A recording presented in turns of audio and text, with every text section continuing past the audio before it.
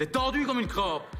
Bonjour et bienvenue sur le podcast Faut se détendre. Je suis votre hôte Charlotte, je suis sophrologue, prof de yoga-thérapie en devenir et exploratrice de pratiques bien-être et développement personnel. Dans ce podcast, je vous partage des éléments de réflexion sur des sujets abordés en cabinet ou en séance collective et aussi sur des tendances et des actualités bien-être et santé. Bonne écoute! Dans l'épisode d'aujourd'hui, je vous parle des objectifs et de la manière de les fixer adéquatement. Dans un premier temps, je vais vous inviter à écrire vos objectifs. C'est une véritable clé de la réussite. Le docteur Gail Matthews, qui est professeur de psychologie, a mené des recherches sur le thème de l'établissement des objectifs. Avec une étude réunissant 267 participants, il a mis en lumière qu'en mettant ces objectifs par écrit, on augmente de 42% les chances de les atteindre. Avant de concevoir un tableau de vision, aussi appelé vision board, il vous suffit d'écrire, ce qui vous oblige à clarifier ce que vous voulez vraiment. Pourquoi c'est important ? Je vous invite à imaginer une petite scène. Vous débarquez dans un aéroport et vous décidez d'acheter un billet. Vous arrivez au guichet, l'hôtesse vous accueille et vous demande votre destination et vous répondez simplement « quelque part ». Alors, ça ne fonctionne pas. Il faut choisir une destination particulière. Écrire ses objectifs, ce n'est pas du tout différent. Vous tracez votre route et vous décidez où vous voulez aller. Écrire vos objectifs vous permet de rester concentré afin que vous soyez plus susceptible d'éviter les distractions lorsque d'autres opportunités se présentent à vous, même de bonnes. Cela vous maintiendra concentré si vos objectifs sont écrits. Dans un deuxième temps, je vous invite à établir votre top 10 des objectifs. Les objectifs sont simplement des rêves avec des délais. Napoléon Hill. En termes de fixation d'objectifs, tout d'abord, je ne recommande pas vraiment d'en définir plus de 10. Si vous vous fixez 5 objectifs, c'est déjà très bien. Si vous en définissez trop, vous risquez de perdre votre concentration et de n'en réaliser aucun.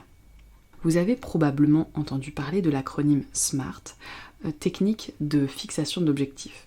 SMART, S-M-A-R-T, chacune des lettres désignant un critère en termes de qualité de fixation d'objectifs que je vais vous détailler après.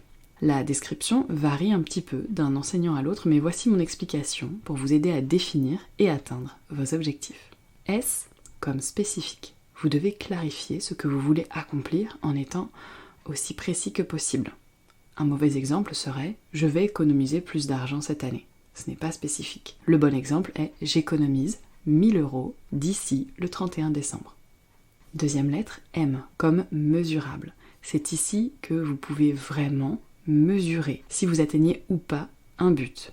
Mauvais exemple, je vais bouger plus.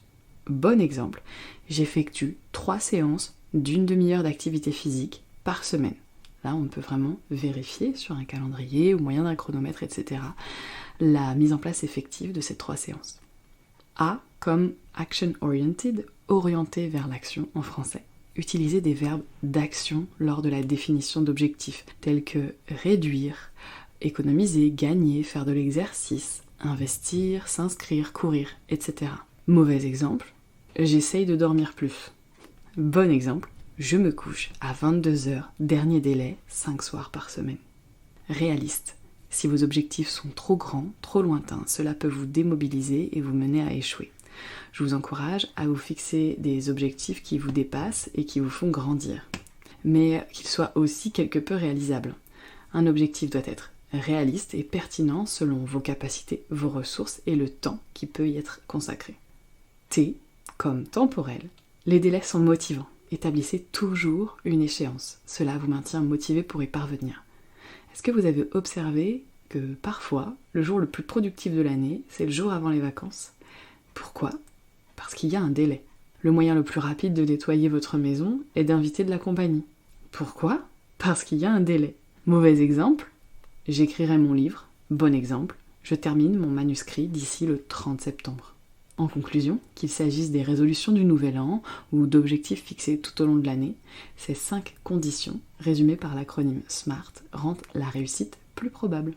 Et je conclurai avec cette citation de Tony Robbins. Se fixer des objectifs est la première étape pour transformer l'invisible dans le visible.